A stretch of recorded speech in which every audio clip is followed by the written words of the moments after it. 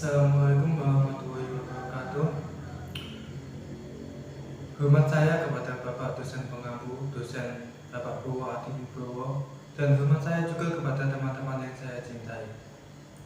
Saya di sini akan mempresentasikan hasil ujian tengah semester saya.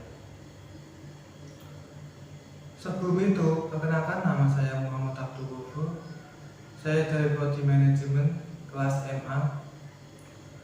Mari lanjut saja ke jawabannya. Nomor 1. Contoh resiko berdasarkan tingkat ketidakpastian. Tingkat ketidakpastian ada beberapa komponen. Yang pertama ada tidak ada, karakteristiknya ada hasil bisa diprediksi dengan pasti. Adapun contohnya ada matahari terbit di sebelah timur dan terbenam di sebelah barat. Yang kedua ada ketidakpastian objektif. Karakteristik ada hasil bisa diidentifikasi dan probabilitas diketahui. Contohnya ada permainan rami. Yang ketiga, ada ketidakpastian subjektif. Karakteristik hasil bisa diidentifikasi, tapi probabilitas tidak diketahui. Contohnya ada kerugian akibat hilangnya barang, penurunan pendapatan karena penurunan penjualan, ledakan, terbakarnya gedung yang berisiko menyebabkan kerugian. Yang terakhir ada sangat tidak pasti, yang mempunyai karakteristik hasil tidak bisa diidentifikasi dan probabilitas tidak diketahui. Adapun contohnya ada pergi ke luar angkasa.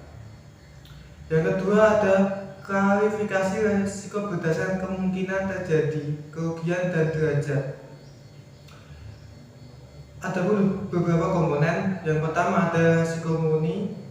Ada risiko di mana kemungkinan kerugian ada, tetapi kemungkinan keuntungan tidak ada.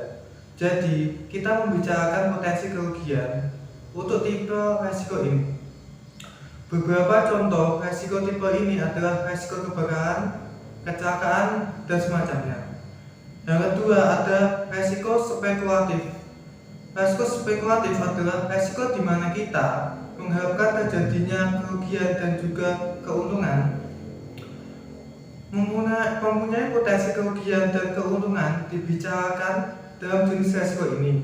Adapun contohnya ada tipe risiko ini adalah usaha bisnis. Contoh lain adalah kita memegang atau membeli saham. Risiko murni. Risiko murni mempunyai beberapa tipe. Yang pertama ada risiko aset fisik, risiko karyawan, dan risiko legal. Risiko aset fisik mempunyai definisi, yaitu risiko yang terjadi karena kejadian tertentu berakibat buruk pada aset fisik organisasi.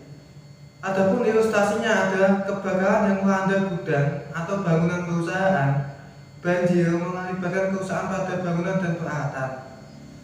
Yang kedua ada risiko karyawan. Risiko karena karyawan, organisasi mengalami peristiwa yang merugikan. Adapun ilustrasinya ada kecelakaan kerja mengakibatkan karyawan cedera. Kegiatan operasional perusahaan terganggu. Ketiga risiko legal. Risiko kontrak tidak sesuai yang diharapkan, dokumentasi yang tidak benar. Adapun ilustrasinya ada terjadinya perselisihan sehingga perusahaan lain menuntut ganti rugi yang signifikan. Yang kedua ada risiko spekulatif. Risiko spekulatif mempunyai beberapa tipe. Di antaranya ada risiko pasar, risiko kredit, risiko likuiditas, dan risiko operasional.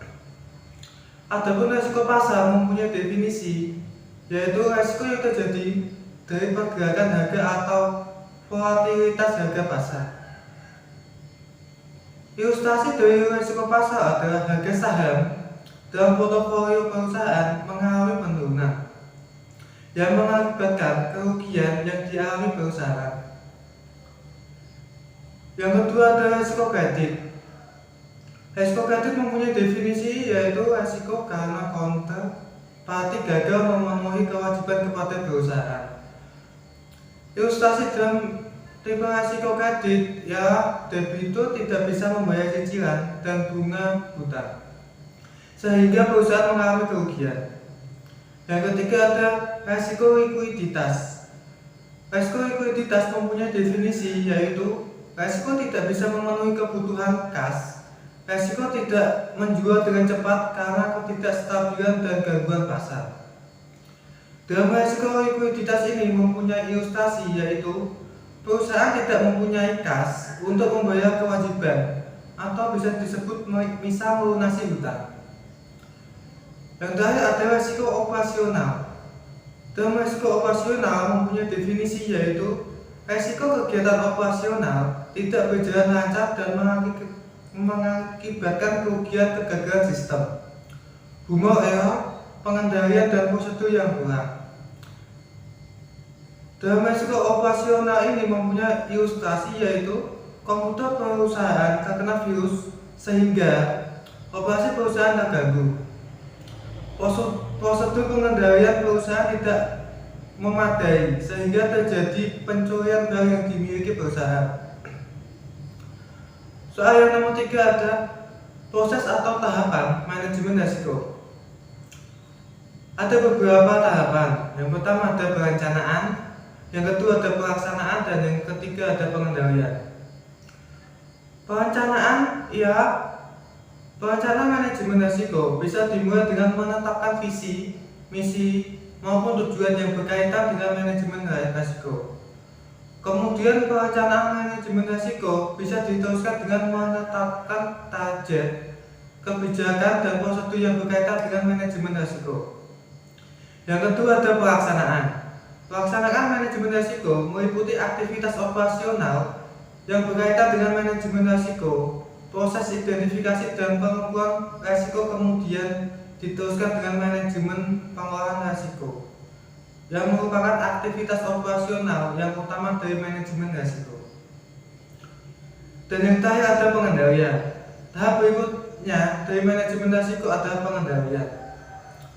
Pengendalian ini meliputi evaluasi secara periodik pelaksanaan manajemen risiko, output pelaporan yang dihasilkan oleh manajemen risiko, dan umpan balik. Soal yang nomor 4, risiko yang bisa ditanggung perusahaan asuransi. Ada beberapa risiko yang ditanggung oleh perusahaan asuransi. Di antaranya ada risiko murni, risiko spekulatif, risiko khusus, dan risiko fundamental. Risiko murni yaitu risiko yang apabila terjadi bisa mengalami kerugian, tetapi apabila tidak terjadi maka tidak terdapat kerugian maupun keuntungan apapun. Yang kedua adalah risiko spekulatif, adalah risiko yang memiliki beberapa kemungkinan jika terjadi, yaitu menimbulkan kerugian, keuntungan, atau justru tidak dapat perubahan sama sekali. Yang ketiga adalah risiko khusus. Risiko khusus ini berarti risiko yang dampaknya akan dirasakan secara pribadi dan tidak mempengaruhi lingkungan sekitar, baik secara jumlah maupun kualitas. Dan yang terakhir adalah risiko fundamental, adalah risiko yang berdampak tidak hanya secara pribadi, tetapi juga terhadap lingkungan sekitar dan banyak orang. Soal yang nomor 5, contoh analisa sekuens risiko. Mungkin bisa dilihat dengan yang ada di slide. Saya di sini akan menjelaskan tentang sekuens risiko yang ada di slide di atas. Bagian di atas menunjukkan pertama ada sumber risiko, yaitu angin. Angin puting beliung bisa menyebabkan kerusakan pada rumah dan perusahaan yang mengakibatkan banyak kerusakan hingga mengalami korban jiwa. Kemudian ada risk factor atau bisa disebut faktor risiko yang menjadi katalis, yaitu yang mempercepat atau memperbesar munculnya kejadian yang tidak diinginkan. Dalam contoh di atas, risk factor atau faktor risiko tersebut adalah rumah dan perusahaan yang dibangun di dekat pantai. Pembangunan rumah dan perusahaan yang berdekatan dengan pantai memungkinkan terjadinya risiko terkena angin puting beliung. Hal itu menyebabkan rumah dan perusahaan tersebut akan mengalami kerusakan hingga terdapat korban jiwa. Dengan kata lain, rumah dan perusahaan tersebut menghadapi eksposur terhadap risiko terjadinya angin puting beliung.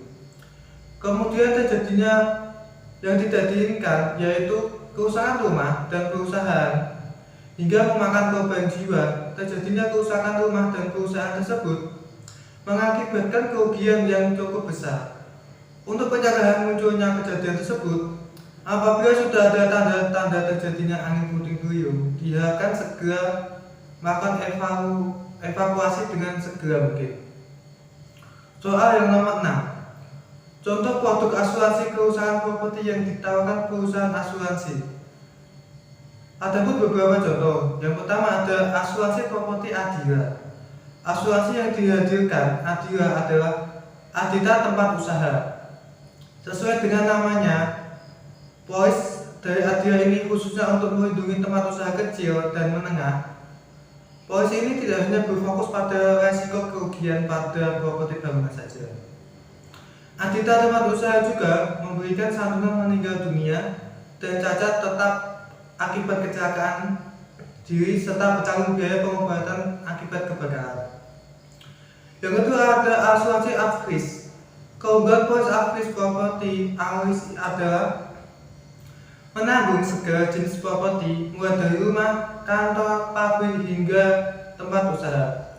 Hanya saja manfaat asuransi yang diberikan Afris cukup standar, yaitu ganti rugi atau resiko kerugian yang mengikuti standar PSAKI. Soal yang nomor 7. Contoh produk asuransi kematian.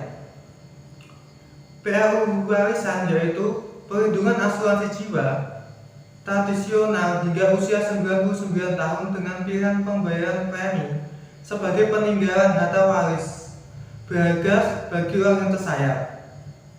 Masa pembayaran premi dapat dipilih mulai dari 5 tahun, 10 tahun, atau 15 tahun. Jaminan perlindungan polis selama premi telah dibayarkan penuh sesuai dengan masa pembayaran premi yang dipilih. Soal nomor 8. Contoh kecelakaan kerja. Berita kecelakaan kerja sedang potong besi, 2 pekerja proyek tewas tertimpa jam seberat 2 ton di Tangerang. Ataupun identifikasinya kejadian ada lokasi terdapat pada Jalan Sutra Barat Penunggang Timur Pinang Tangerang. Mancin ada pemotongan besi, person bekerja berinisial EA dan J. Age of person meninggal dunia EA berumur 23 tahun dan J berumur 27 tahun. Luka-luka BP 20 tahun dan AM 27 tahun. Time of day pada pukul 11 WIB. Day of week pada hari Sabtu 19 Maret 2022. Part of body ada semua bagian tubuh. Severity ada semua bagian tubuh yang berinisial EA dan J. Lukanya di bagian pundak kiri J. Occupation pekerja proyek. Adapun analisis singkat kondisi penyebab bahaya adalah kecelakaan kerja bermula saat keempat sedang mengerjakan proyek pembangunan Universitas Bunda Mulia di Jalan Sutra Barat pada Sabtu pukul 11 WIB. EA dan J sedang memotong besi di lokasi proyek. Tiba-tiba saja tali besi sebuah kan yang membawa wadah berisikoan seperti 2 ton terputus dan jatuh menimpa EA dan J. Akibatnya EA dan J meninggal dunia di tempat. Dan selanjutnya ada asesmen risiko. Adapun asesmen risiko adalah terdapat 2 pekerja yang tewas saat itu langsung dilarikan ke salah satu rumah sakit terdekat swasta di Arab Saudi. Tangerang. Keduanya lalu dipindahkan ke RSUD Kabupaten Tangerang guna dilakukan visum et repertum.